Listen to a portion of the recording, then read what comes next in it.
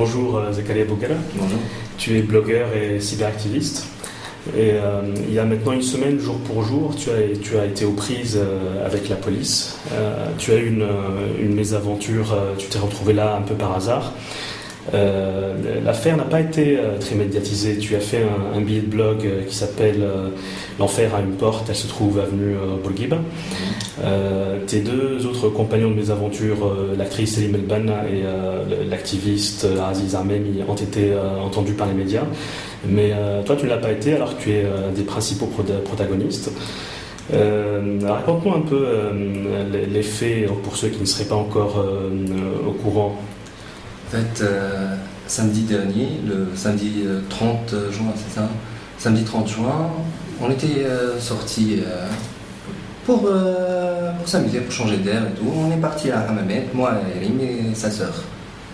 En rentrant de Hammamet, Aziz m'appelle et me dit de venir le chercher à l'avenue. Donc vers 11h, 11h30, quelque chose comme ça, j'étais à l'avenue, au croisement entre rue de Marseille et de l'avenue Habib Bourguiba. En attendant Aziz qu'il vienne, je l'appelle au téléphone, il me dit je viens tout de suite, j'arrive. Pendant qu'on l'attendait, déjà juste en arrivant, il y avait un truc bizarre dans l'avenue. On n'a pas su c'était quoi, mais de l'autre côté de l'avenue, il y avait une fourgonnette, une Isuzu de police, avec dessus une trentaine de personnes, une vingtaine de personnes. En tout cas, ils étaient un bon nombre. C'était des jeunes, et ils tenaient leurs bâtons comme ça en l'air, ils faisaient des trucs comme s'ils allaient partir en guerre. C'était rigolo, ça faisait pas peur, parce que on pouvait pas croire que c'était un truc sérieux ce qu'ils faisaient. Bon, après on s'est garé, on est resté à attendre à Aziz. Pendant qu'on était là-bas, la voiture elle fait un dérapage de l'autre côté de l'avenue, elle vient à côté de nous, elle fait un frein sec, s'arrête juste à côté de nous. Ils nous ont pas vus au début. Ils sont descendus comme une horde de loups, une horde sauvage. Ils sont descendus avec leurs bâtons. Il y avait des flics qui avaient leur ceinture à la main, qui fouettaient les gens, qui insultaient, des gros mots, des blasphèmes, de tout. On entendait de tout, et c'était surtout les passants, bourrés, pas bourrés, les gens dans les cafés, les gens dans les bars, tout le monde. Sans qu'il n'y ait rien pour faire tout ça. Les gens qui étaient là-bas étaient tranquilles, marchaient, il n'y avait rien. J'ai vu une femme, il l'a traînée par les cheveux, en tout cas c'était un truc horrible. Quand j'ai vu cette scène-là, j'ai voulu prendre le téléphone pour filmer et tout, mais comme il y avait à côté de moi Alim et tout, et comme j'ai déjà eu mes aventures dans le passé à cause d'un truc comme ça dans le genre, quand j'ai essayé de filmer une agression policière, donc je me suis dit que les répercussions sur Alim et tout, c'était pas ça. Il fallait pas que je l'entraîne dans un truc dans le genre. Donc je me suis calmé, je suis resté comme ça dans la voiture. On a fermé les portes et on est resté à regarder sans rien faire. Ils ont continué leur jeu là, à frapper les gens, à les terroriser. C'était juste pour faire peur, faire fuir les gens et tout. Après ils sont revenus. Quand ils sont revenus, il y a deux flics qui ont remarqué Lim au début et après moi. Ils sont venus vers Lim, ils lui ont dit ouvre la voiture comme ça violemment, bien sûr en insultant pas. Ils ne peuvent pas dire autre chose que des gros mots. Une phrase sans gros mots, c'est pas concevable pour eux. C'est le seul langage qu'ils connaissent. Donc ils l'ont insulté, ils lui ont dit d'ouvrir la voiture, de descendre et tout. Elle leur a dit non, je peux pas descendre, je suis en robe de plage. Bon, c'était une robe normale, quoi. C'était au niveau des genoux, manches courtes. C'était pas très nu ou très osé. Donc elle leur a dit non, je peux pas descendre, je suis en robe de plage. Moi-même j'étais en short à ce moment-là. D'ailleurs on rentrait de la plage. Ils lui ont dit toi t'es une pute, pourquoi tu sors comme ça et tout. Ils ont commencé à l'insulter. Et à ce moment-là il y a un flic, je me rappelle plus très bien si c'était à travers la portière ou à travers la fenêtre de la portière, mais en tout cas il l'a giflé ou il lui a donné un coup sur. Il a commencé à crier à ce moment-là. Et à ce moment-là de l'autre côté ils sont venus me chercher moi parce que le deuxième flic qui était avec lui Il a appelé ses amis, il leur a dit venez, il y a de l'alcool dans la voiture. Tous les flics qui étaient sur les passants et sont retournés vers nous. Ils sont venus, c'est comme si la voiture, il y avait des explosifs dedans ou je sais pas quoi. C'est là qu'ils sont montés dessus. C'est là qu'ils sont montés dessus. Aziz, de l'autre côté, il voyait une voiture avec 3 flics dessus. Sur le toit. Sur le toit de la voiture. Et un flic sur le capot de la voiture avec la matraque, il me menaçait de briser le pare-brise. Il me disait ouvre la voiture, sinon je brise le pare-brise. Ouais. Donc, bon, ils ont réussi après à ouvrir la voiture parce que je me suis embrouillé et tout avec les boutons de la voiture. J'ai ouvert la voiture, ils m'ont arraché de la voiture, ils m'ont sorti. Ils ont ouvert le côté de la portière de Rim, ils ont commencé à chercher entre ses jambes, bien sûr, jeter leurs mains partout, ils lui faisaient des attouchements sur ses seins, sur ses parties génitales, partout. Ils cherchaient les paquets de cigarettes, ils regardaient s'il y avait... Pour eux, on était coupables. Et il fallait trouver le crime. Ouais. C'est pas... ils ont inversé la procédure. D'abord, ils trouvent le coupable et après, ils trouvent le crime. Donc, c'est un peu inquisitoire. C'est exactement ça. Ils m'ont traîné derrière dans la voiture. Bien sûr, j'ai été giflé à ce moment-là, frappé et tout. Ils ont ouvert le coffre de la voiture, ils ont vidé les affaires de Lim par terre, ils ont cherché, ils n'ont rien trouvé. Après, ils m'ont encore frappé, le chef, là, parce qu'ils étaient tous jeunes et il y avait un chef avec celui qui conduisait la voiture, je crois. À ce moment-là, il m'a frappé, il m'a dit tu te prends pour qui tu es avec une actrice et tout, tu crois que tu es quelqu'un. Des trucs dans le genre, bien sûr, avec des mots que je ne peux pas répéter. On vous a emmené au poste donc Non, on ne nous a pas emmené au poste. À ce moment-là, comme ils sont venus, ils sont partis très rapidement, sans mots, sans rien. Apparemment, Lim, elle m'a dit après qu'il lui avait fait des excuses, qu'ils lui ont dit désolé. Bon, l'un d'eux, ouais. Même si celui qui a frappé il dit désolé, mais il doit payer pour ce qu'il a fait. Ils sont repartis. Et j'ai remarqué qu'il y avait 3 personnes sur l'arrière de la voiture, ils étaient allongés, ils étaient en pleurs. Ceux-là, on les a emmenés au poste. Et après, les flics ils sont montés dessus, au-dessus de ces personnes-là qui étaient mises par terre.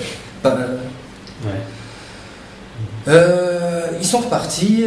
Aziz est venu avec 2 autres amis. On est monté dans la voiture, c'était l'hystérie dans la voiture, tout le monde s'insultait, moi j'insultais Aziz, Lim également. On était fous de rage, on ne savait pas on ne réalisait pas encore ce qui nous est arrivé. On était tranquille dans la voiture, on n'a rien fait, on n'a parlé à personne et on est venu nous attaquer. Après on est parti, l'Isuzu elle est allée vers le côté de la cathédrale. Côté de la cathédrale, ils se sont arrêtés encore une fois, ils sont descendus, ils ont encore frappé les gens. On a fait le tour de l'avenue comme ça, dans cette hystérie, en train d'insulter surtout Aziz, parce que c'était lui qui était venu en retard. Au niveau du théâtre municipal, il y avait aussi un groupe de flics qui attaquaient les gens. Et on est arrivé donc jusqu'à la fin de l'avenue, au niveau du rond-point là, au niveau du ministère de l'Intérieur.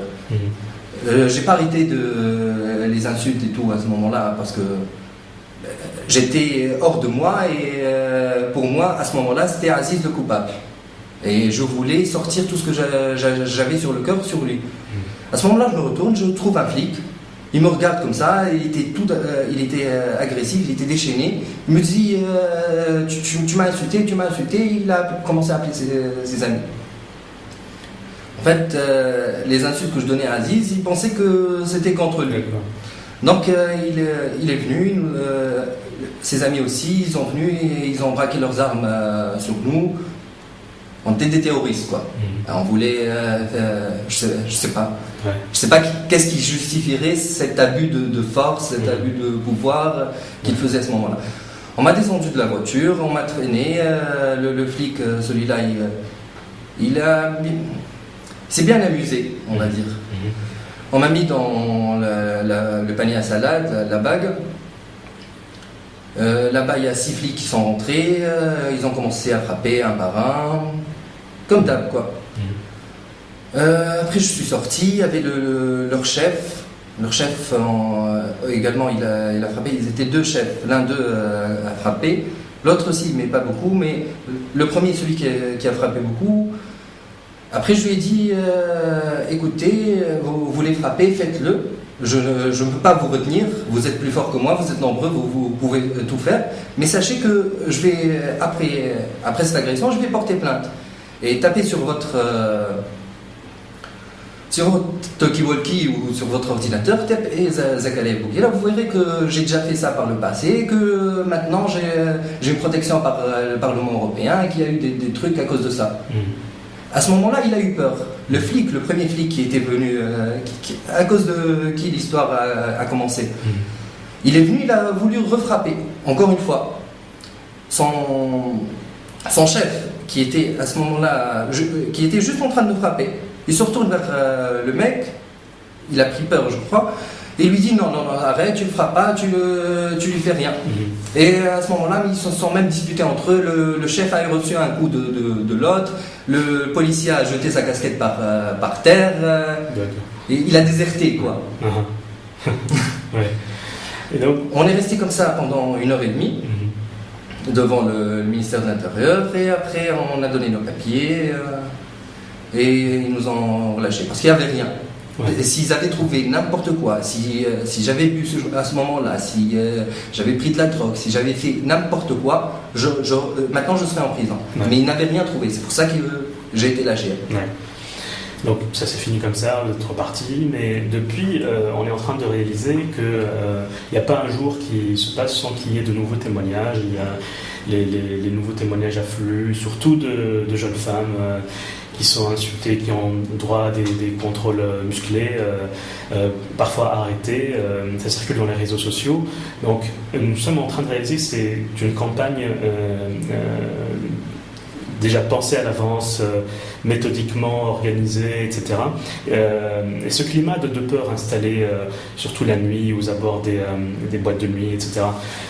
Est-ce que tu penses que on est en train d'assister finalement au retour de l'autoritarisme policier, que rien n'a changé? Toi qui as eu affaire à la police avant la Révolution, après la Révolution, tu penses que rien n'a changé finalement depuis la chute du régime dans la police? Il y a eu des choses qui ont changé, mais c'est pas forcément dans le bon sens. La police, par exemple, juste pour une précision, l'attaque qu'on a subie à ce moment-là, c'est pas parce qu'on était des activistes ou parce que Lim était actrice, c'était juste par hasard, parce qu'on était citoyens. Et peut-être qu'on a été relâchés parce qu'on était relativement connus, mais l'agression, elle a eu parce qu'on était citoyens. Donc ce qui nous est arrivé à nous, ça va arriver à tout le monde. Ça, je ne vais pas dire que ça peut arriver à tout le monde, non, ça va arriver à tout le monde quand on voit ce qui est en train de se passer maintenant. Le lendemain de notre agression, il y avait un mec, j'ai vu la vidéo à Halq el-Oued, à la Goulette, les policiers l'ont tué juste parce qu'il a refusé de montrer un papier. Et c'est une vidéo qui circule beaucoup en ce moment. Oui. Donc la police, quand on dit qu'elle a changé, qu'elle est maintenant avec le peuple, et républicaine. Les syndicats de police disent qu'ils œuvrent pour instaurer une police républicaine. Mais c'est n'importe quoi. Les syndicats de police eux-mêmes sont corrompus. Les syndicats de police, une fois en février, j'ai eu une altercation avec eux. Ils étaient en train de faire un sit-in. L'un des policiers qui m'avait agressé en novembre à l'aéroport, en le reconnaissant dans ce sit-in-là, il a appelé ses amis flics. Et ces policiers-là qui étaient en grève, donc ils ne voulaient pas travailler, quand même, pour leurs amis, ils ont arrêté leur grève, ils ont repris leur travail, c'est-à-dire tabasser les gens comme ça gratuitement. Ils m'ont tabassé, ils m'ont emmené au poste, j'ai été arrêté pendant 7 heures arbitrairement et relâché après. Donc les syndicats de police, c'est qui ces personnes-là?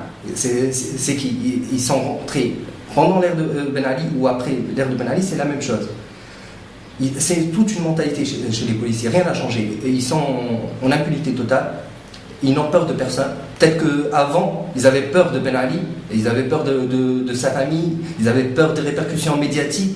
Par exemple, si cette agression-là était arrivée à Ali pendant l'ère de Ben Ali, le policier qui avait fait ça aurait été lâché. Juste parce que Ben Ali ne voulait pas se montrer au grand jour devant les gens et tout. Ouais. Ils faisaient ça en secret, quoi. Même s'ils frappaient les gens, ils faisaient ça en secret. Ils essayaient de dissimuler leurs actes. Là, maintenant, ils n'en ont rien à faire. Moi, ma première agression, c'était dans l'aéroport, devant les touristes, devant tout le monde. Donc officiellement, le ministère de l'Intérieur dit que la seule campagne qui existe en ce moment, c'est une campagne censée protéger la saison touristique.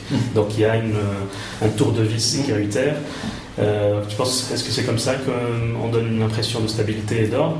Tu penses maintenant, ce que tu me dis finalement, c'est que il y a des groupes de policiers plus ou moins autonomes qui agissent comme des milices, qui n'ont pas vraiment peur de leur hiérarchie. Mais penses-tu qu'aujourd'hui, la police... Ils n'ont pas peur de la hiérarchie parce qu'ils sont au sommet de la hiérarchie. Il n'y a personne qui le contrôle. Ils n'ont peur de personne. C'est eux le sommet, c'est eux les chefs, c'est eux qui décident. Ils font ce qu'ils veulent. Mais l'actuel ministre de l'Intérieur est issu du parti Narva. Et tu ne penses pas que les policiers, une fois qu'ils ont réalisé, après 1 an et demi de profil bas, grosso modo, qu'ils sont aujourd'hui sous un gouvernement de droite religieuse, que ce qu'ils pouvaient faire avant, Maintenant, ils sont sous un régime de droite religieuse, ouais. Mais le gouvernement juste avant, c'était un régime de droite autoritaire. C'est ça, mais on essaie de comprendre l'évolution qui a eu lieu. Donc, penses-tu que aujourd'hui, une fois qu'ils ont réalisé que c'est la droite religieuse qui est au pouvoir, que ce qu'ils faisaient avant au nom du parti unique, ils le font aujourd'hui au nom de la vertu, et finalement ça devient parfois des brigades des mœurs, la protection de la vertu, etc. Oui, c'est exactement ça, mais eux ce qu'ils font, c'est pour eux le but d'un policier, c'est de se faire respecter. Ça me rappelle un peu Cartman de South Park, avec son bâton tout le temps, respecter mon autorité, respecter mon autorité. Eux, pour eux, c'est des gens. C'est quoi? Il n'y a pas une mentalité de service du citoyen. Non, ils ne sont pas au service du citoyen, ils sont au service du système. Toi, tu dis qu'ils sont tous comme ça. Non, oui, ils sont tous comme ça. Et pour moi, ils sont tous coupables. Même un flic qui n'a rien fait de toute sa vie, il est coupable juste parce qu'il a porté l'uniforme. Ouais. Parce qu'il est rentré dans cette organisation terroriste. Parce que c'est une mafia. Maintenant, qu'on a en Tunisie, la police, c'est une mafia. C'est une pègre. Elle a tout. L'économie, le pouvoir, la sécurité, tout. Il n'y a pas eu de réforme après la Révolution. Il n'y a pas eu de réforme. Et quand tu disais tout à l'heure qu'il faisait profil bas, je pense pas. Je pense pas réellement qu'ils aient eu un moment de la Révolution jusqu'à maintenant où ils aient fait profil bas. Même le moment où on a eu le plus de liberté, on va dire, les 5 jours ou 4 jours où Ben Ali, après le départ de Ben Ali, ils se sont transformés en sniper à ce moment-là. Mais jamais la police ne nous a laissés tranquilles dans ce pays. Pendant la période de Ranouchi, il y a eu des morts à l'avenue pendant la Qasba 2. La Qasba 1, les violences policières de la Qasba 1, période BG Fight Sepsi. Tous les vendredis, c'était des vendredis noirs. Les gens dans les rues, on ne pouvait pas aller à l'avenue. On ne pouvait pas prendre un café à l'avenue tranquille, avec leurs cagoules. D'ailleurs, quand est-ce qu'on a vu les cagoules pour la première fois? C'était sous la période de BG Fight Sepsi. On a vu les cagoules. Quoi d'autre? Il y a eu la Qasba 3.1, la Qasba 3.2, il y a eu le 15 août, il y a eu plein de manifs comme ça réprimés. Donc la police n'a jamais changé de comportement. Tout de même, elle se lâche aujourd'hui plus Là aujourd'hui, je sens que sous BG Fight Sepsi, elle sentait quand même un peu le pouvoir de BG Fight Sepsi sur elle. Elle obéissait aux ordres, elle avait peur de lui. Là, Narda, on sent qu'elle veut s'acheter la police en leur permettant de faire ce qu'ils veulent. C'est comme si elle leur disait: descendez, défoulez-vous, faites ce que vous voulez, et juste ne nous trahissez pas.